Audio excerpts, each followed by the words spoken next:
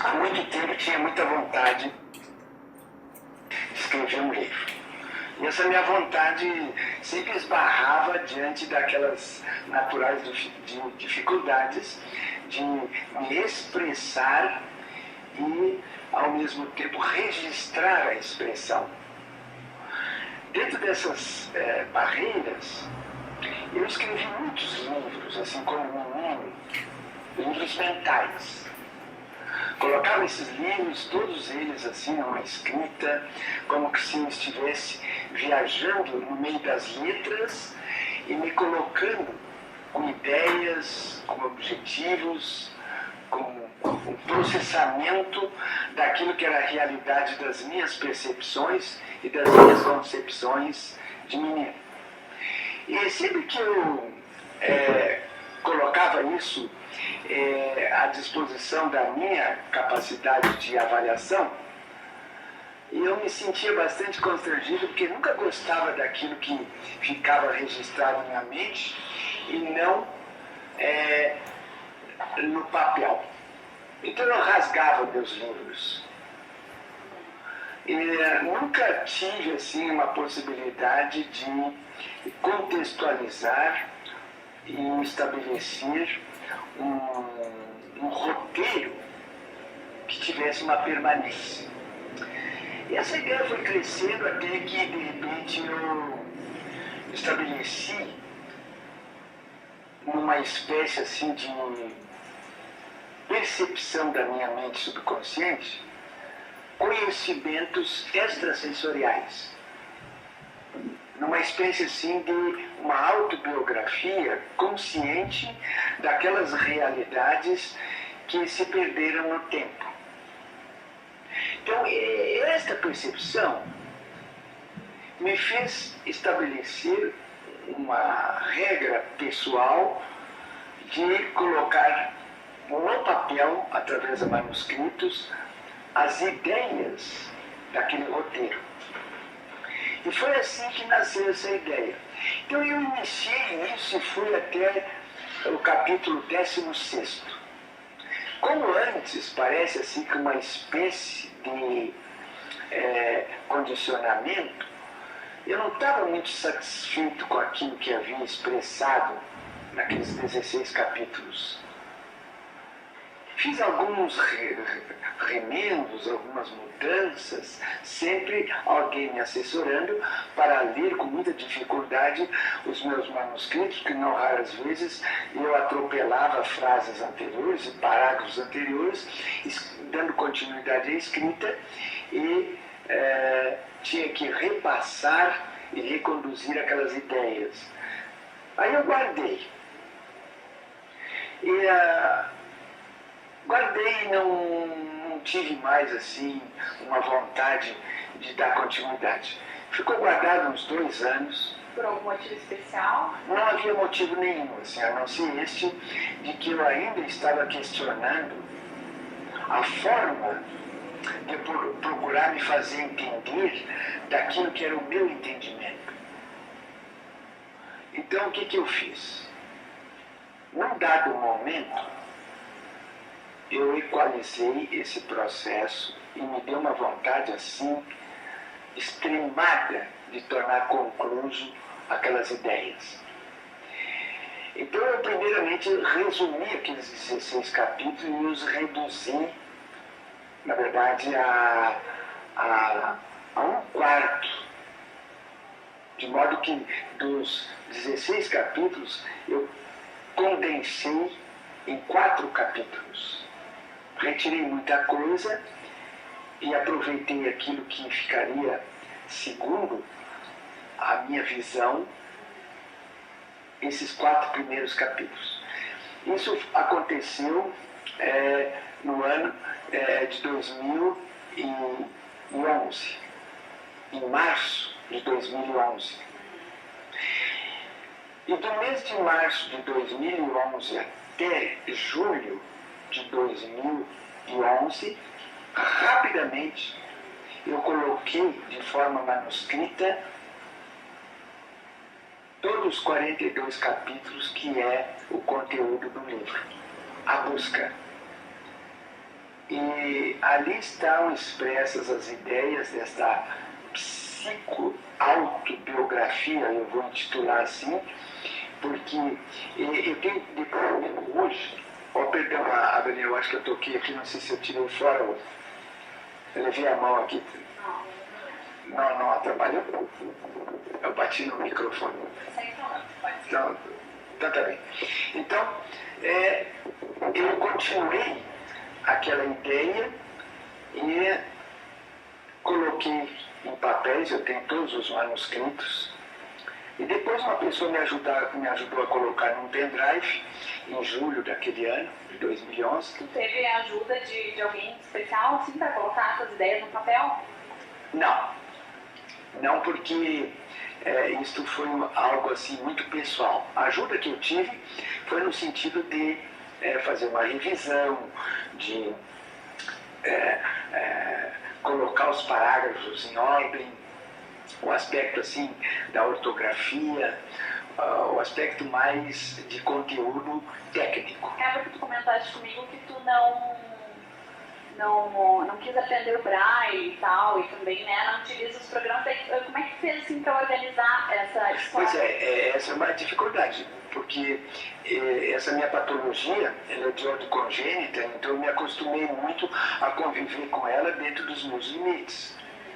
Então, como a sociedade constituída estabelece regras muito definidas assim para quem enxerga, e às vezes até mesmo fica difícil para esses, agora imagina para mim dentro de um mundo reduzido, onde eu tenho que me colocar sem que isso tenha a devida redução pelos meus conceitos.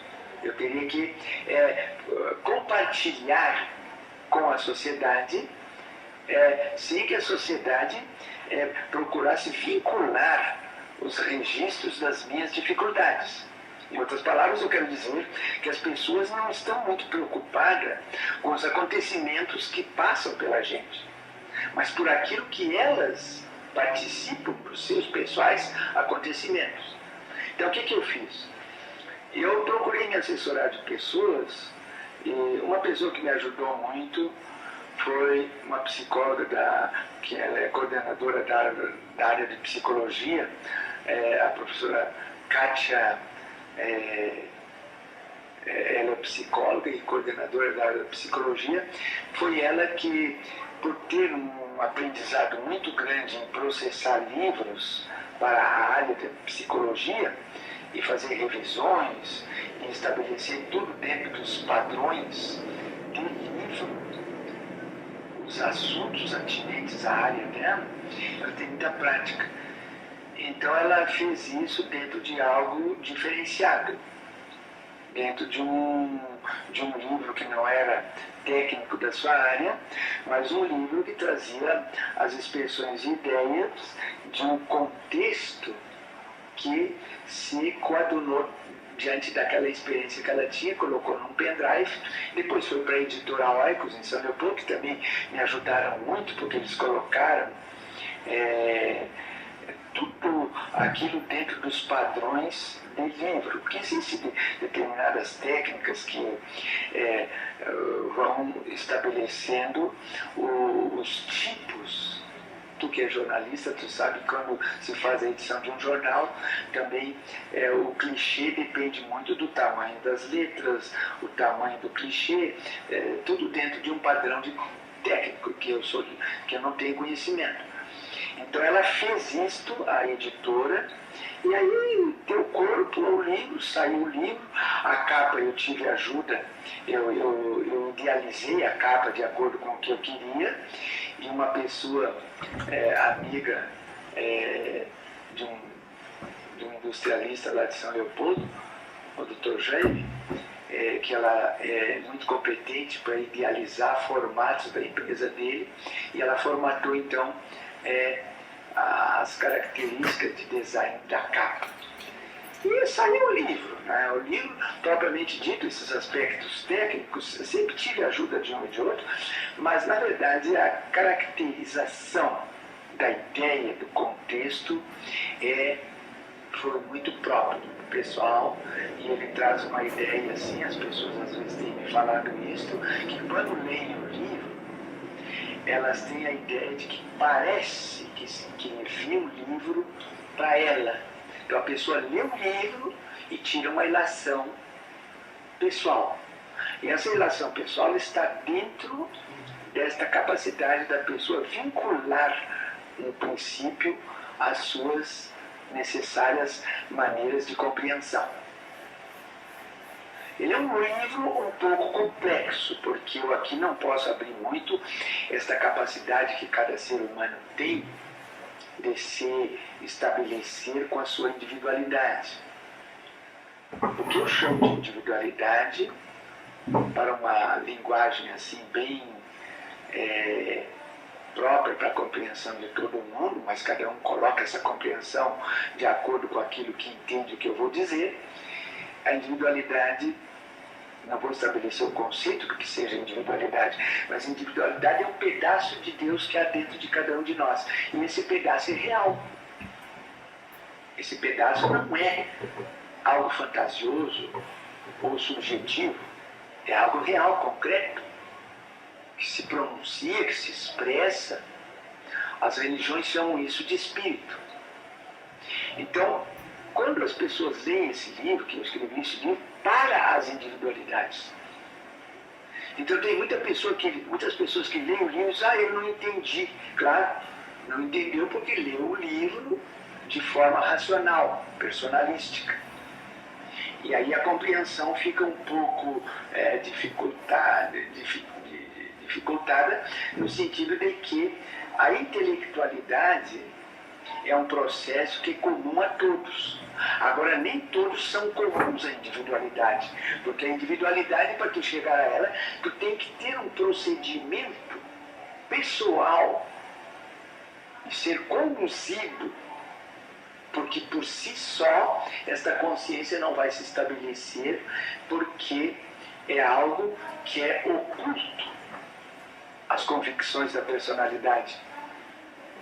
Então o que acontece? Eu recomendo às pessoas que ao tomar o livro, leiam o livro um capítulo por noite e dê uma ordem à sua mente. Mesmo que estejam muito distanciados desses contextos, desses conceitos que eu estou estabelecendo, de forma comum a todos, eu quero que entendam que se a pessoa der uma ordem à sua mente, bem convicta, esta ordem vai se realizar. Porque detrás da nossa fisiologia humana, do nosso físico, da nossa materialidade, que reveste a real estrutura da nossa natureza, age como componente de inteligência e de capacidade de idealização. Então, se ela lê um capítulo, primeiro capítulo, vou dar um exemplo. Chegou à noite, leu aquele capítulo, primeiro capítulo, fecha o livro e dá uma ordem para a mente. Eu desejo que a minha mente me ajude a compreender isto no meu sono. Fecha o livro e vai dormir. No dia seguinte, abre o livro, no capítulo número 2, lê o finzinho do princípio para encaixar a ideia terminal do primeiro capítulo, lê só aquele finzinho e encaixa em seguida a leitura do segundo capítulo. Faz o mesmo procedimento. Dá uma ordem à mente. Eu desejo que a minha mente me ajude a compreender o que acabei de ler. Fecha o livro e vai dormir. E assim sucessivamente vai procedendo para os 42 capítulos, que é o contexto do livro. De que forma tu acha que o cérebro processa essa informação durante a noite? Bom, isso é muito subjetivo analisar assim, numa forma de resposta, porque a ciência tem uma ideia disso. Para que tenhamos uma ideia, o nosso cérebro ele processa 400 milhões de pensamentos no segundo. Um cérebro bem avantajado, bem equilibrado, bem contextualizado. E a nossa capacidade, por maior que seja no ser humano, não atinge 2.000 pensamentos a serem analiticamente concebidos. Então, tu repara que 2.000 num universo de 400 milhões, num tempo de um segundo, fica praticamente impossível concretizar um pensamento.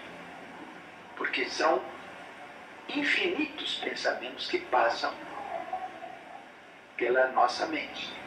E infinitos pensamentos também podem ser detectados. E um número bem reduzido de pensamentos, quase que insignificantes, podem ser elaborados.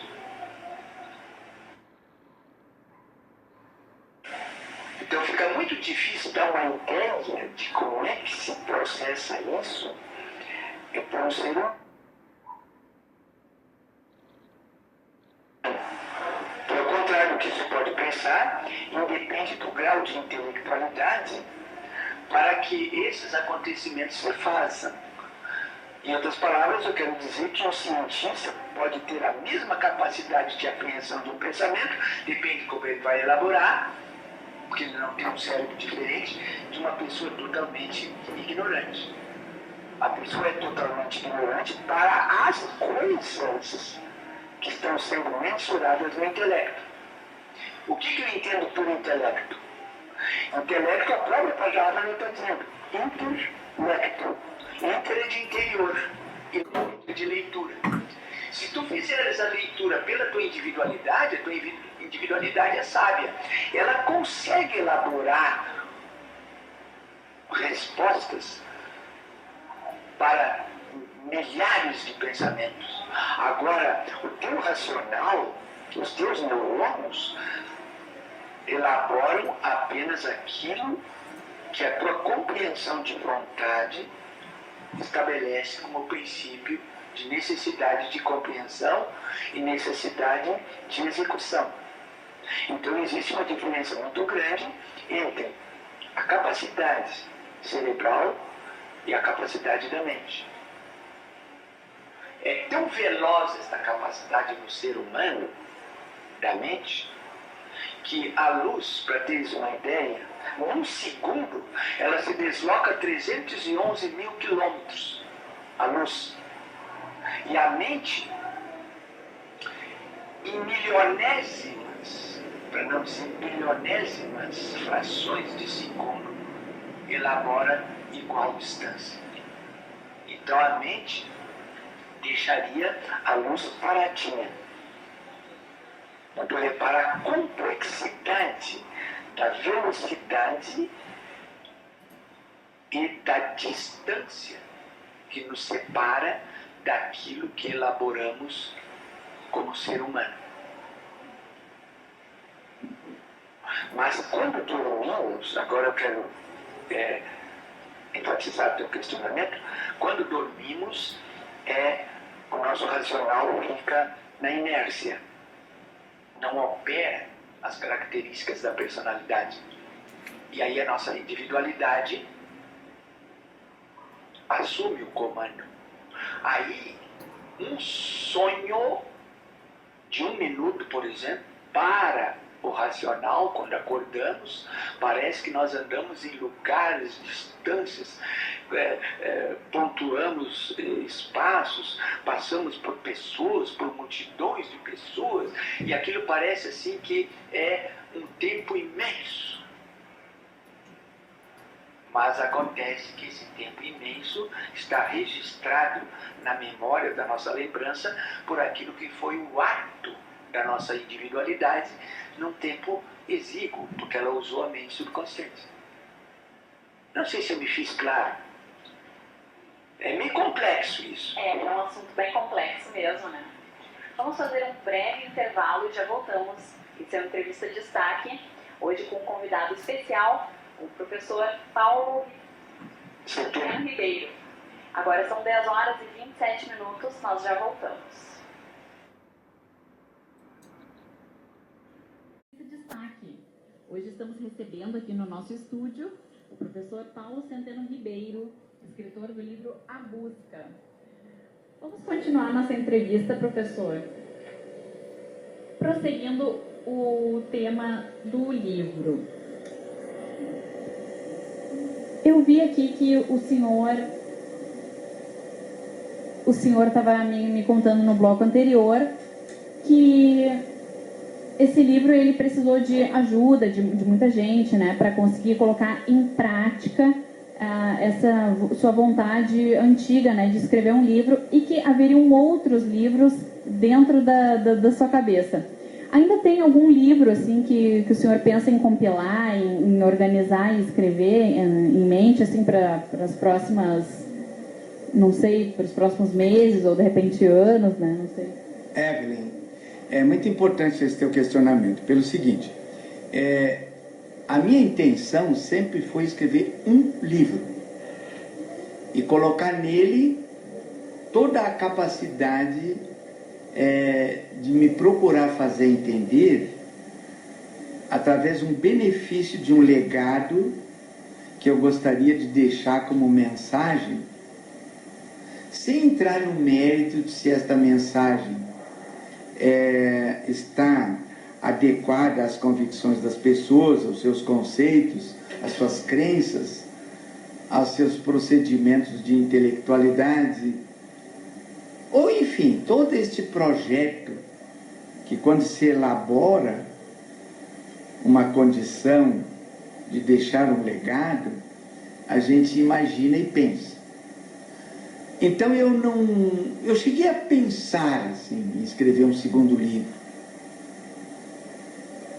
Até o título eu já cheguei a fazer um ensaio.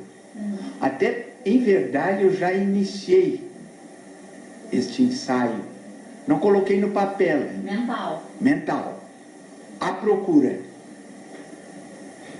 Mas, como anteriormente aconteceu com a busca, volta de novo aquela ideia assim de que me parece que não há necessidade de procurar fora da busca aquilo que já existe nela.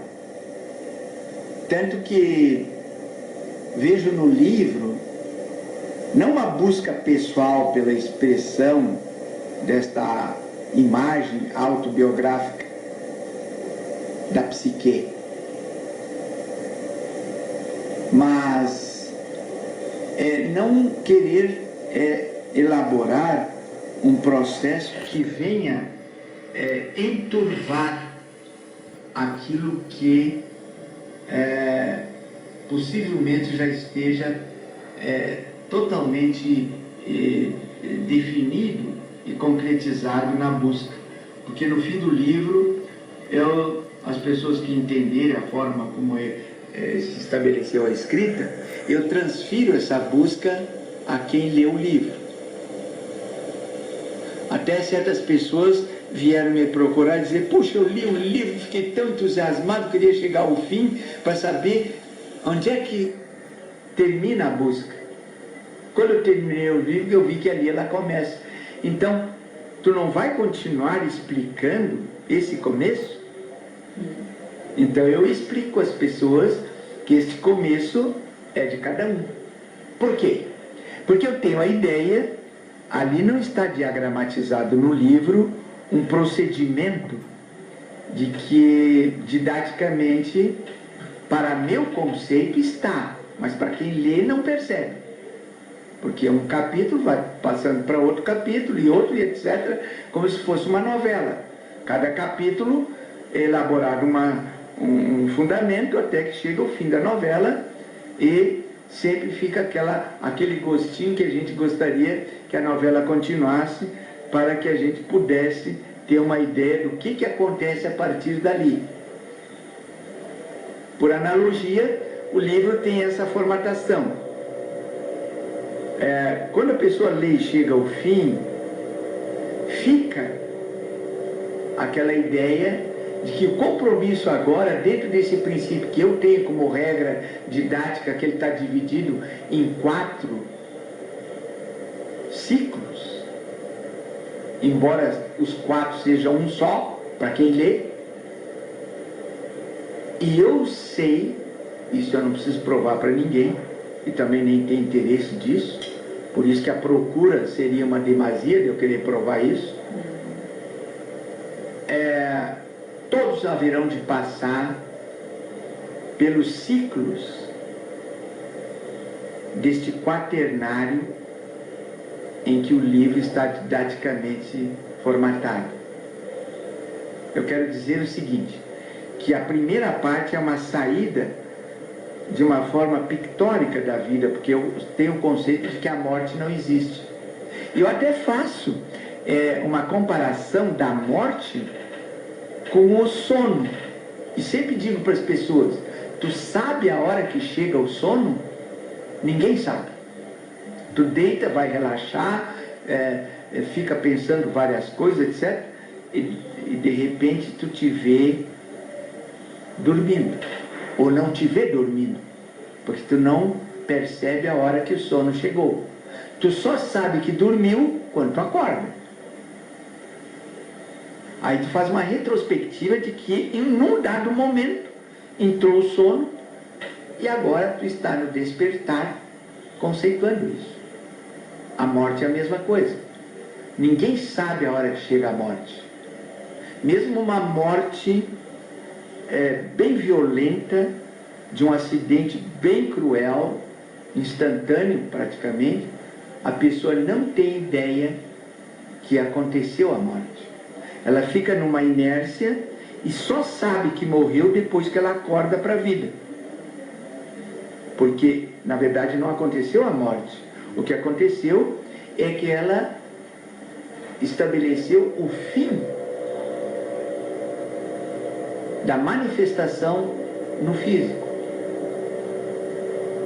Então, esses 4... Isso é o que os espíritas chamam de desencarne, no caso. Isso mesmo, os espíritas dão um conceito para isso de desencarne. As religiões têm um conceito diferente. As religiões acham que tu morres e não tem ideia sobre isso, como é que acontece, por que acontece, para onde tu vai.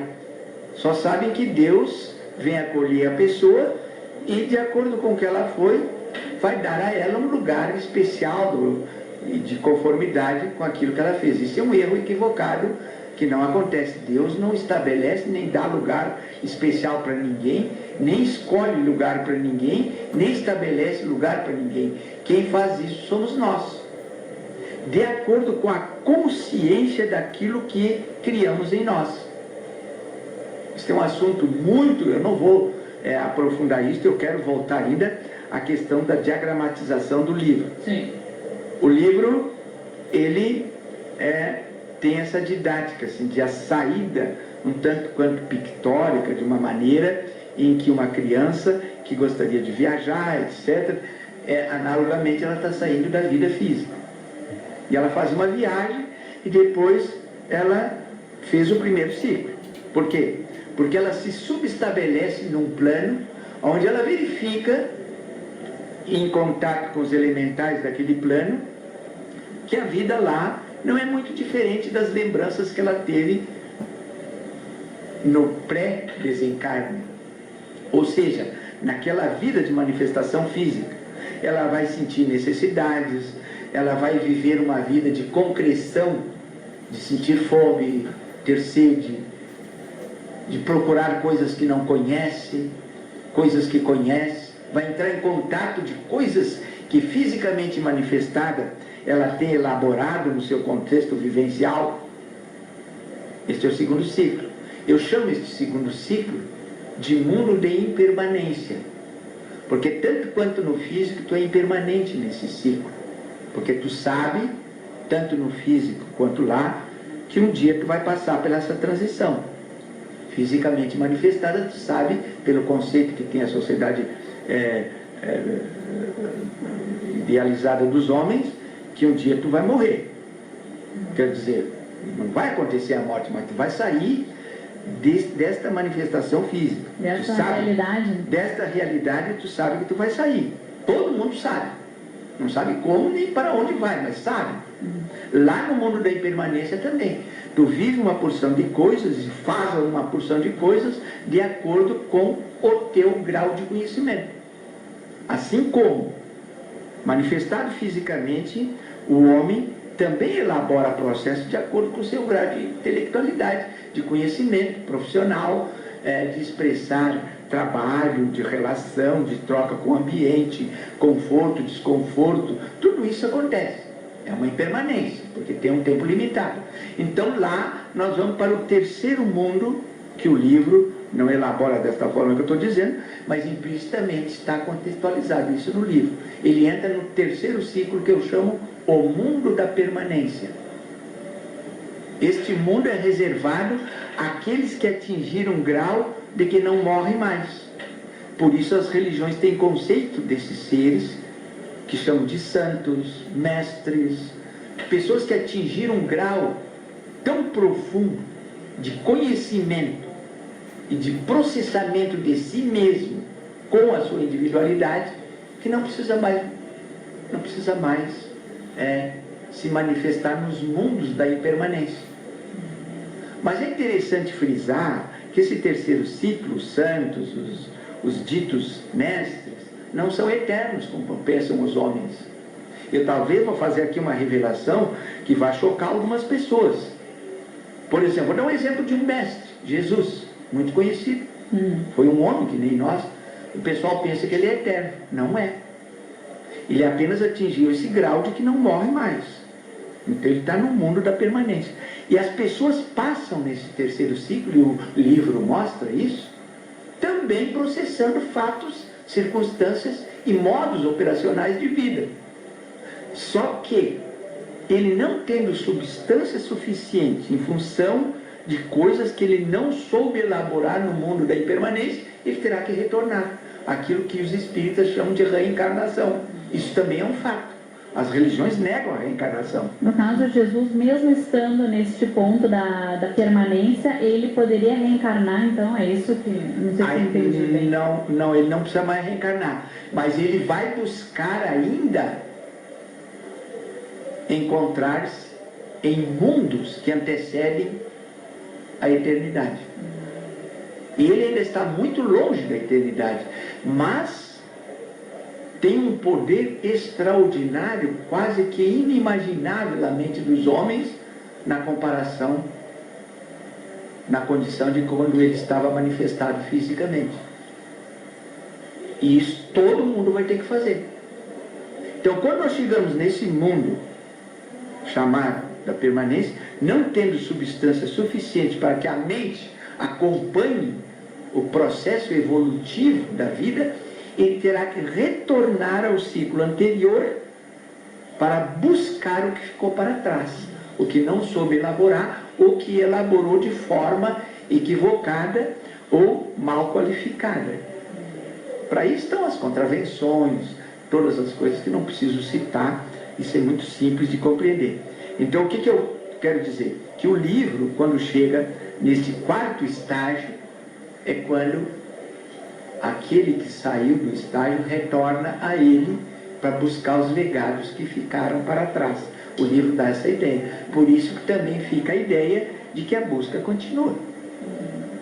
E esses estágios estão todos processados, separados em capítulos do livro. Embora não mencione. Os capítulos são todos tem um processo de continuidade. Tu termina um capítulo, lê o outro, tu não vai saber elaborar esta distinção, a menos que tu preste muita atenção em determinados capítulos e que elabora exatamente o fim do ciclo, para aquele ser que está vivendo aquela situação. E isso não é igual para todo mundo. O modo de operacionalizar os ciclos da vivência a nossa humanidade é própria de cada um. A humanidade anterior, nossa 18ª humanidade, nós estamos na 19ª, eles tiveram um conhecimento tão elevado, que esses 4 ciclos eles colocaram na base de uma edificação material que deram o nome de pirâmide. A palavra pirâmide tem 3 letras dentro dela que retratam um conceito de pi, é um número que está dentro da aritmética. É um número de ideia de formação aritmética quântica. Pi é um valor. Ra é um nome que se dava a Deus, assim chamado pelos egípcios, por exemplo. Os egípcios não chamavam Deus pelo esse conceito que nós temos de expressão. Deus, nós chamamos Deus. É uma expressão que qualifica um ser, uma inteligência. E eles chamavam essa inteligência de Ra. E então são dois pedaços, Pi e Ra. E Midi é uma corruptela de medir, Midi, de medir.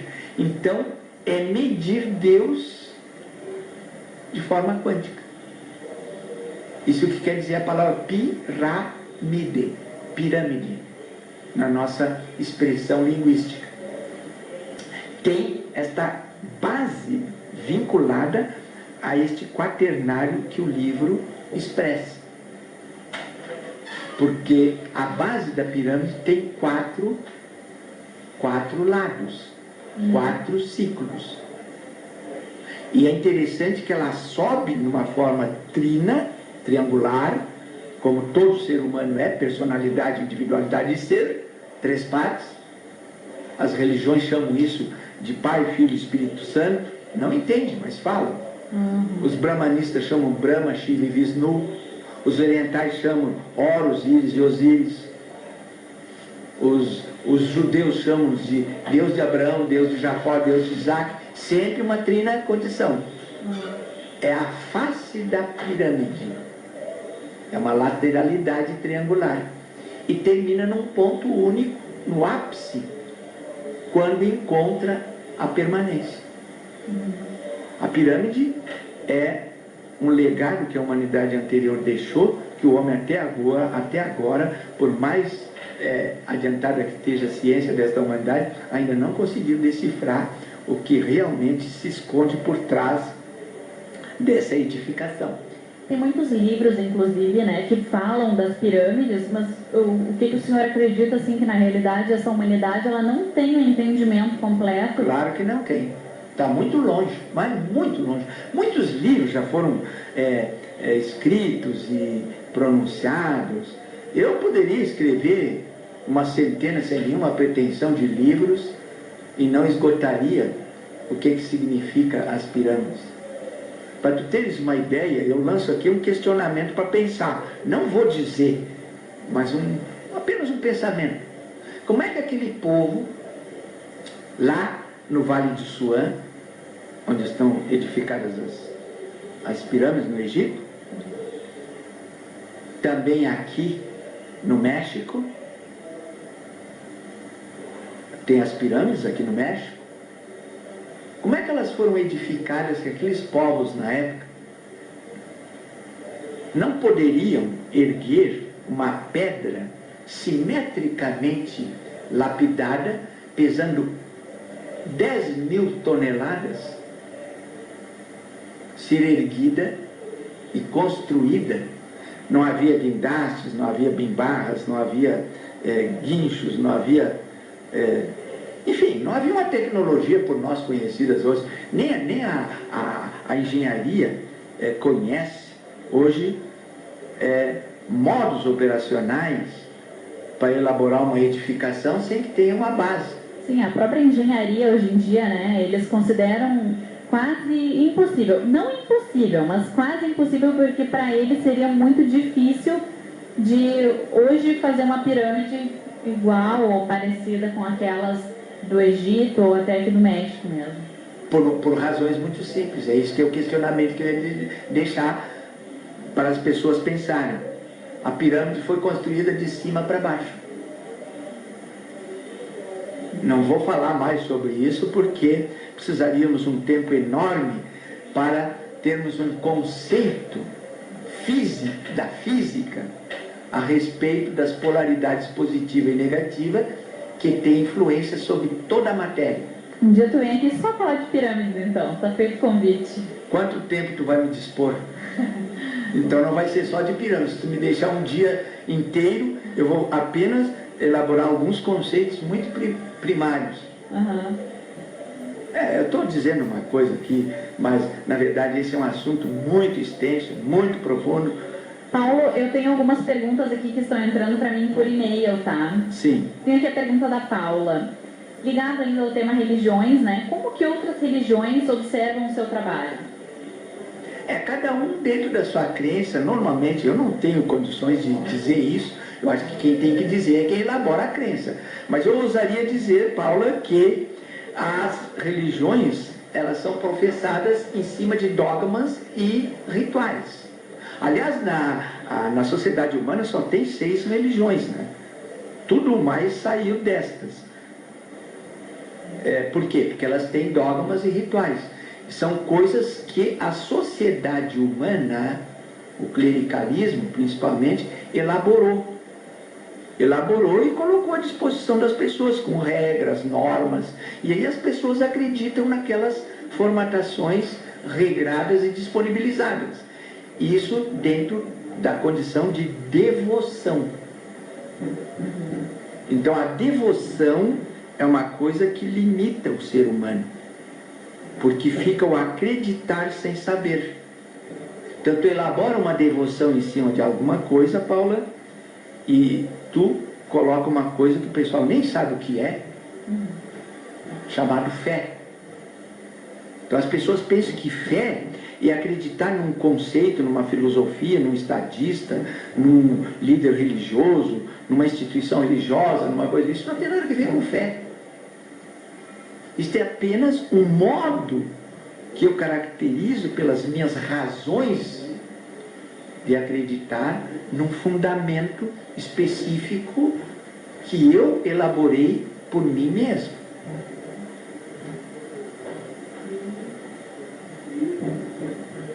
Tenho aqui também a pergunta da Lisiane. A Lisiane está questionando assim, se existe alguma explicação para as tragédias coletivas como a que ocorreu em dia 27 de janeiro deste ano em Santa Maria. Claro que tem. Por que ela não se portou a esta outra que foi mais terrível, que aconteceu lá na Índia e que ainda até agora não conseguiram elaborar o número exato de pessoas, que aconteceu a semana passada, por exemplo? E quantas outras haverão de acontecer? Porque a sociedade humana entrou dentro de uma nova era que tem conceitos e modos operacionais vivenciais que vão exigir da sociedade humana fundamentos próprios para que o Sol permaneça dentro de Aquário por 2060 anos, como permaneceu dentro da era que passou, da era pisciana, 2160 anos atrás. Entramos dentro da era de Peixes, em que a humanidade tomou muito corpo dentro das devoções e limitou muito a capacidade da idealização de si na referência que tem com o mundo e com as coisas. A humanidade elaborou um egoísmo, a sociedade se implantou dentro de um egoísmo tão grande que hoje não se vê nada que não seja uma contravenção, nada que a sociedade representativa elabora, parece que não tem. Ontem mesmo, olha o que a Polícia Federal encontrou aqui no Rio Grande do Sul, essa questão aí dos licenciamentos para os aspectos de fundamentos a respeito de liberação de concessões para construir dentro da sociedade ambiental, da Secretaria Ambiental, licenciamentos, corrupções, negociações, fraudes de toda a ordem. Daí a polícia, eu não quero entrar no mérito disso, porque eu não tenho nada a ver com isso, mas a sociedade está toda ela assim. Olha só aquele presidente da FIFA, que foi o nosso brasileiro aqui, ele está com 96 anos, se licenciou da FIFA, que com 96 anos roubou milhões. Eu digo roubou porque está escancarado isso pela própria FIFA. Pediu licença para sair da Federação Internacional de Futebol porque foram desviados valores que provavelmente vai ter um processo agora. Ele exatamente saiu. Que necessidade tem o ser humano de fazer uma coisa dessa? Repara bem os deputados, os senadores, olha o salário que eles ganham. Vamos raciocinar logicamente. Não quero endereçar nenhum tipo de julgamento, ou quem sou eu para estar fazendo isso? Eu sou apenas um simples cidadão. Mas reparem, essas pessoas vão para lá e ficam se intrometendo dentro de áreas estritamente a interesses pessoais. Foram designados pelas pessoas para fazer uma representatividade dentro de um processo em que fizesse todas as características de fundamentação em favor do bem comum. Esquecem isso e começam a falcatruar do erário público valores que logo ali são escancarados, são apresentados. Não sou eu que estou dizendo isso, isso está na mídia, todo dia. Isso não é só na questão política, é na questão social, é na questão administrativa, são nas prefeituras. Então a sociedade humana está organizada dentro de uma coisa em que o homem não está sabendo lidar com aquilo que deveria o homem todo elaborar conceitos para favorecer os menos favorecidos, ajudar os que estão menos aquinhoados pelos valores que a vida oferece, para que a sociedade organizada e social tenha como vínculo. Mas não, todo mundo fica procurando exclusividade própria, bem próprio, e se puder ainda se apropriar do que é indevido, estabelece como regra normal. Então a era de Aquário vai cobrar isso até a última gota da sociedade humana. O que vem aí é inenarrável.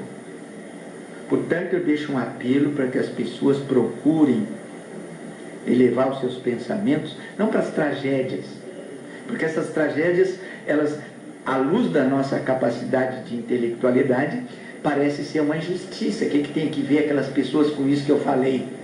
Nós não sabemos. Que vida levaram essas pessoas? E que vida estão levando estes aqui agora, nisto que eu estou elaborando como processo atual e presente? E que vida levarão daqui a 100 anos, 200 anos? O que haverá de acontecer com eles? Então nós somos o espelho daquilo que construímos. E às vezes construímos isso coletivamente. Vou dar um exemplo bem prático. Volto ainda a esta questão ambientalista, em que foram dadas licitações para favorecer, não sou eu que estou dizendo, isso é a Polícia Federal que colocou aí, a Prefeitura de Porto Alegre, o Estado, enfim, está isso escancarado aí na mídia. É uma porção de pessoas. Só que no Rio Grande do Sul já foram presas 16 pessoas. Então reparem que este contexto está bem dentro do mesmo artifício de conduta. Claro que cada um tem o seu grau distinto, mas um dia haverá de se juntar tudo isso e haverá de ser dado conta por uma consciência que está registrada, elaborada, e eu não quero aqui fazer juízo de ninguém, não tenho este direito, mas eu apenas estou querendo exemplificar acontecimentos práticos e objetivos pelos quais nós estamos vendo a vivência humana. A doutrina espírita tem até um livro que foi lançado há pouco tempo, acho que foi do Divaldo Pereira Franco, né? E o nome do livro dele era Transição Planetária. Nesse livro ele fala uma expressão bem interessante de que nessa fase de transição de eras, o planeta Terra ia acontecer assim, a separação do joio do trigo. Iam se separar o joio do trigo. Concorda com essa expressão? Eu tenho ideias muito definidas e muito próprias sobre isso. Eu não gosto muito de ficar contestando as pessoas, né? Porque eu acho que toda pessoa tem o direito, assim como eu tenho o meu, de elaborar conceitos sobre as coisas. Mas a separação do joio do trigo não é porque o joio é uma semente que não serve para o trigo, ou o trigo não serve para a semente. Isso é uma representação simbólica de que a semente do joio, ela tem na casquinha uma substância ácida, muito imprópria para o consumo humano. Então, misturar isso com o trigo vai dar um pão não de boa qualidade para o consumo. Mas não porque o joio não presta, mas é porque ele é assim. Então, separar isso para que se elabore um pão só de joio, para quem gosta de coisas ácidas e pouco condizentes com a saúde, que coma esse pão. E quem gosta de trigo, que faça pão só de trigo, separa. Mas isso não é concreto, isso não foi dito para elaborar um princípio vital. Isso foi dito para que o homem separe o mal do bem. É como se fosse passar uma peneira no planeta Terra, digamos. Essas catástrofes, elas poderiam estar relacionadas com isso? Exatamente isso. É como tu está dizendo, é uma peneira. Vamos separar aquilo que compete a cada um cumprir com a sua dívida pessoal, que está na inconsciência, a pessoa nem sabe disso, porque ela está num corpo físico que expressa apenas um limite do intelecto. Ela só vai saber disso quando ela fizer a transição. Quando ela fizer a transição é que ela vai ter a clareza daquilo que ela fez ou aquilo que ela não fez. Aí é que ela vai separar o joio do trigo. Aí é que ela vai separar todas as energias mal qualificadas, tudo aquilo que não é Deus que vai cobrar dela, nem a sociedade humana, mas ela vai cobrar dela mesmo aquele mau formato que deu no período do ciclo do tempo da sua manifestação. E isso não é apagado como se apaga uma palavra escrita com lápis e uma borracha. Não existe essa coisa de tu fazer aquilo chamado pecado e contar para o padre manda tu fazer barganha com Deus. Desculpa, eu tenho que dizer isso aí. Mas é bem isso, né? Barganha com Deus. Barganha com Deus. Aí o padre manda tu rezar 5 Pai Nossos e 10 Ave Maria para Deus. Eu te dou as Ave Maria, os Pai Nossos, e tu me perdoa aquela besteira que eu fiz. Ora, isso é uma ilegitimidade de desafiar a capacidade de pensar lógica das pessoas. Isso não tem sentido. Deus não precisa negociar com ninguém. Muito antes de tu errar, ele já sabe do teu erro. E nem vai também elaborar modos operacionais para que tu sejas perdoado. É tu que tem que responder por isso. Tu é que tem que ser responsável por isso. Aqui e agora ou depois. Não há ninguém que possa apagar os teus equívocos. Só tu. Existe uma imensidão de modos operacionais para tu separar o joio do trigo e separar tuas convicções das tuas mal condições elaboradas. E aqui mesmo, antes de sair da tua fisiologia, tu tem um universo de uma porta imensa chamada perdão. Mas não adianta tu pedir perdão para quem o mal tu causou. Tu tem que pedir para ti mesmo. Tu tem que ter modos operacionais em transicionar isso contigo mesmo. Porque o problema não é de Deus nem dos outros. É tu. Tu é o foco daquilo que tu criou e daquilo que tu idealizou. Então, de novo, a gente remete a essa internalização, né? Sempre para a nossa pessoal condição de elaborar a vida. A vida não é um processo pronto. Às vezes as pessoas perguntam por que a criação elaborou o homem para entrar dentro de um corpo animal, carne, osso, sangue, pele, se ele não é isso. Por que ele tem que estar dentro disso? Exatamente para que tu elabore um processo animal na zona onde tu está. A zona onde nós estamos chama-se zodíaco. Zoo, aí o pessoal que estuda biologia sabe que zoo quer dizer animal. É a zona onde nós estamos. Nós estamos confinados dentro dessa zona. Por quê? Porque não tivemos capacidade de acompanhar a evolução no mundo da permanência. E entrando dentro de um corpo animal, nós podemos associar o aspecto da nossa mente racional à mente subjetiva e separar as duas e fazer uma só. Chegará o dia que o joio não terá mais acidez, o joio não será mais uma pestilência, o joio não será mais um processo de iniquidade, não será mais uma pestilência. O joio será um grão tão pródigo na sua formatação, por uma mutação por ele elaborado, que junto com o trigo vão formar uma massa tão proeminente, tão sublime, tão elevada, tão pródiga, que não é nem joio nem trigo, mas o resultado dos dois.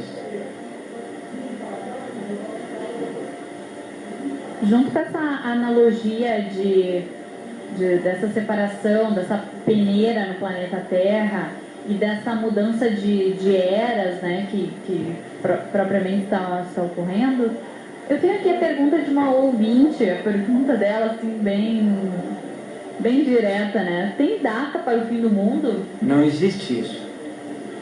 Não, faça um apelo a todos. Não existe. Que ela quis dizer, eu acho que foi dentro deste mundo como nós conhecemos. Não tem fim. Por mais elevada que seja a incongruência humana, por mais estúpida que seja nas guerras, olha só a ideia que a ciência tem da organização científica da sociedade humana. Uma bomba atômica já processada, com um peso atômico de milhões de nêutrons, desvinculando o equilíbrio dos prótons e dos elétrons do átomo, pode destruir a Terra 50 vezes. Aí eu pergunto, para que destruir 50 vezes? Destruir uma só, está destruído. Pronto. Bobagem isso. Jamais o homem vai usar esse poder que ele tem confinado.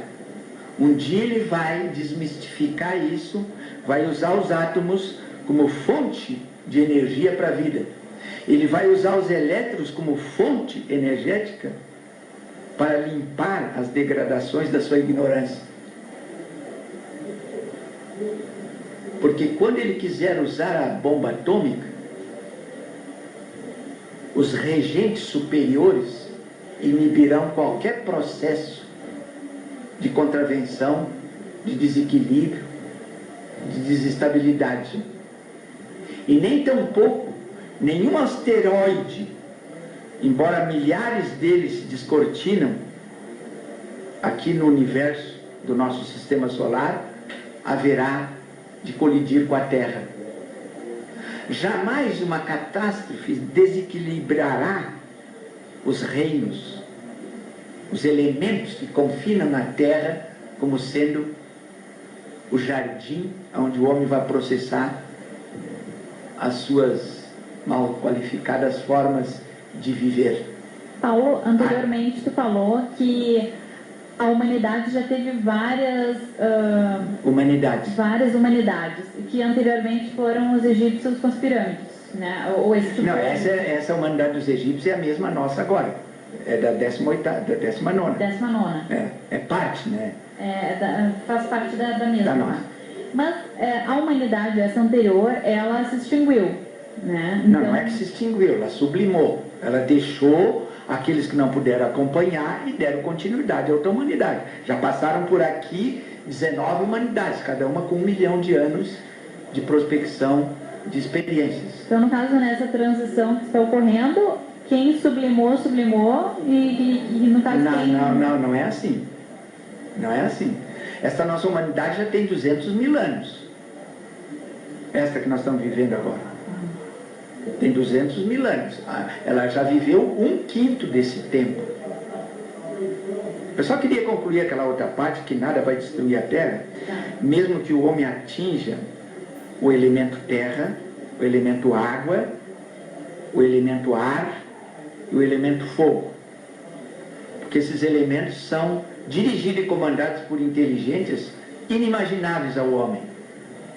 O homem é apenas um pequeno fragmento de vida, por mais elevado que seja o homem, e por maior que seja o avanço da sua tecnologia, em tudo aquilo que ele já criou, ele está muito distante de querer se comparar aos donos deste universo. Nós estamos aqui de passagem. Nós não somos donos de nada aqui. As pessoas ficam muito vinculadas a minha casa, meu apartamento, meu carro. Coisa nenhuma. Isso aí é por um período muito curto. Daqui a pouco isso se desfaz como se fez. Isso sim se desfaz. Agora, a terra como ambiente para dar ao homem a oportunidade dele convencionar o direito de ir e vir como peregrino que sempre foi e sempre retornou, jamais vai ser destruído. Não tem fim de mundo. O fim do mundo é o fim de determinados modos que aconteceram com várias frações da nossa humanidade, com vários impérios, como o romano, para citar coisas mais recentes. Eu não quero citar os lemurianos, nem os atlantes, por exemplo, que isso é uma coisa muito longa, também foi um espaço muito longo, mas vou citar coisas bem recentes, para o tempo destes tempos. Onde é que está o Império Grego? Continua lá. Mas aquele império, com toda aquela dominação, com toda aquela egóica forma de manifestação, onde é que está?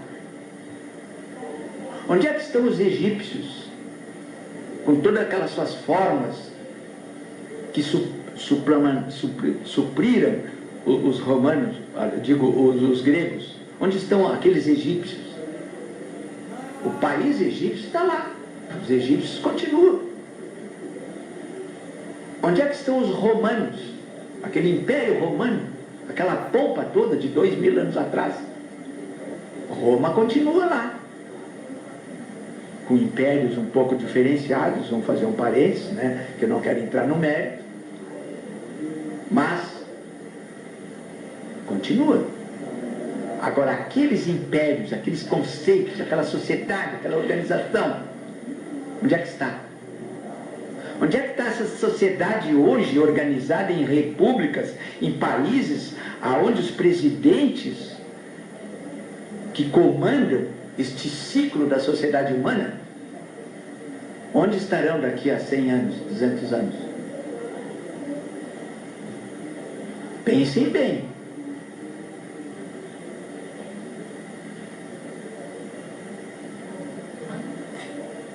Finalizou tua colocação? Finalizei. Então tá. Eu tenho aqui também a contribuição da Jaqueline Tichi, ou Titi, não sei como é que se pronuncia o sobrenome dela, mandando um abração para ti, Paulo. Muito obrigado, Jaqueline. É um ser que nos dá muitos ensinamentos. Ela colocou aqui no texto. E ela não sabe de uma coisa, Evelyn. Oi. Que os ensinamentos que eu tenho muito vêm dela. Ó, portanto, ela não subestima a grandeza dela. O recado então, Jaqueline. Essa é uma entrevista de destaque, agora são 11 horas e 20 minutos. Vamos fazer um breve intervalo e já voltamos.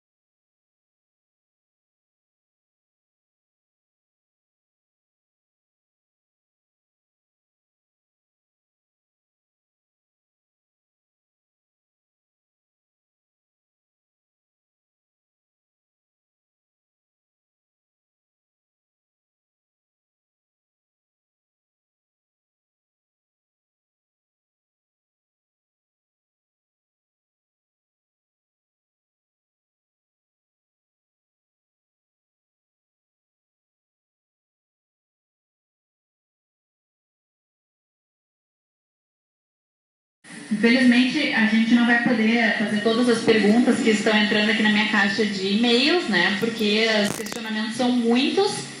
Só vou dar aqui mais um recado da Jaqueline, que a Bárbara, filha dela, também está te mandando um abração e também está curtindo a entrevista. Um abraço, Bárbara. Estou com saudade de ti. Então, vamos agora tratar, neste finzinho do programa, da Feira do Livro em Esteio. A Feira do Livro, ela terá como patrono o escritor e secretário estadual de Cultura do Rio Grande do Sul, Luiz Antônio de Assis Brasil. O evento será realizado entre 4 e 11 de maio, na Rua Garibaldi, que é a Rua Coberta, com os estantes abertos das 9 da manhã às 9 da noite, de segunda-feira a sábado. E no sábado, das 2 da tarde às 7 da noite, aos domingos. Então, dia 4 de maio, que vai ser num sábado, vai ser a abertura da Feira do Livro. Serão instaladas 18 bancas para vendas de livro, artesanato e praça de alimentação. Além disso, está prevista uma variada programação cultural, com apresentações artísticas e bate-papo com escritores como Cláudio de Abreu e Rui Carlos Osterman. E tu também, né, Paulo, vai ser agraciado aí nessa Feira do Livro. Fala um pouquinho pra gente, assim, de como é que vai ser essa tua participação na Feira do Livro. Evelyn, a Feira do Livro do ano passado eu tive esta honra, a convite da Secretaria Municipal da Cultura aqui do município. Fui o patrono da feira o ano passado. E é interesse da Secretaria de Cultura este ano fazer uma homenagem aos 3 últimos patronos. Então tem uma programação no dia 4, a partir das 8 horas da manhã, onde eu vou me fazer presente e vamos passar essa honra ao Dr. Luiz Antônio de Assis Brasil, secretário da Cultura do Estado, e vamos participar de outros momentos, talvez fazer um debate, que eu não estou bem a par de como é que a Secretaria Municipal aqui se organizou, mas há uma previsão para isso. Eu vou participar de qualquer modo. Às 10 horas, eles têm aqui, de acordo com a programação, a abertura oficial, a orquestra do Programa Integrado de Inclusão Social. Depois entram os pronunciamentos do patrono, Luiz Antônio de Assis Brasil, e em seguida as homenagens aos professores e escritores, a doutora Juraci Asman Saraiva, a Esther de Saula e para ti, né, o professor Paulo Centeno. Mas eu falei para ti antes das 8 horas, porque penso que não saiu aí na programação, mas tem aquela abertura social, que parece que o prefeito vai fazer uma abertura de um café. Aqui eu tenho 9 horas. 9 horas, café no Havana Gastronomia e caminhada até a Feira do Livro, que vai ser a abertura, né? Então tá bom, muito bem. Então, assim, tu me perguntaste sobre a minha participação, assim, é uma participação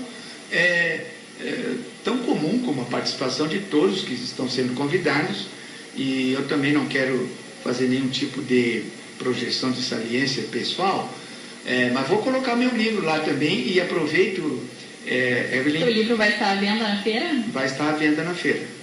E vou também dizer que há uma escritora de nome Maria Luísa Corbe. Ela escreveu um livro belíssimo, que eu aconselho a todas as mães que tenham alguma dificuldade assim de expressar uma espécie de sofrimento que hoje em dia é muito comum, daquelas mães que se desligaram dos filhos por acidente ou por algum tipo de patologia que não teve sucesso no encaminhamento da criança, do filho. Tipicamente dedicado a estas mães que ela lançou um livro que o livro chama-se Flores de Luz. Vai estar também exposto lá na feira. É um livro bastante interessante assim para muito mais do que interessante, ele é um livro de uma certa profundidade para essas situações que nem sempre a gente está preparado para encará-las. Ela pessoalmente passou por uma situação desse gênero e ela, com toda a capacidade que eu a conheço muito bem, e portanto posso afirmar isso, pela elevada condição de espiritualidade dela, ela soube muito bem compensar a compreensão desta situação pela qual ela enfrentou com um filho que com 25 anos passou pela transição e foi um acidente assim bastante...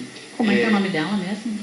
O nome dela é Maria Luísa Corbi. Maria Luísa Corbi. E o nome do livro? Flores de Luz. Flores de Luz.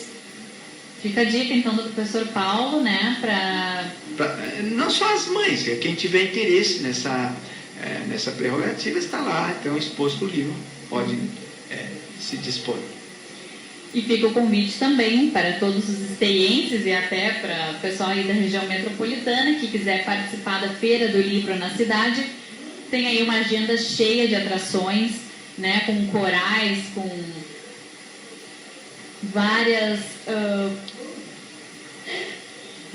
programações culturais dentro da cidade, né? Bate-papo com escritoras, apresentação da companhia de dança, também teremos declamações de poemas.